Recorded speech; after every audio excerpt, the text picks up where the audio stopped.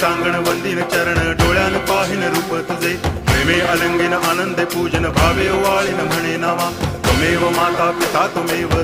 बंधुश्च सखा त्वमेव विद्या करुणं त्वमेव सर्वं मम देव कायेन वाचा मनसेन्द्रियैर्वा बुद्ध्यात्मना वा प्रकृति स्वभावात् करोमि यद्यत् सकलं परस्मै नारायणायति समर्पयामि अच्युतं केशवं रामनारायणं कृष्णदामोदरं वासुदेवं हरि गिरिधरं माधवं गोपिकावल्लभं जानकीनायकं रामचन्द्रं भजे हरे राम राम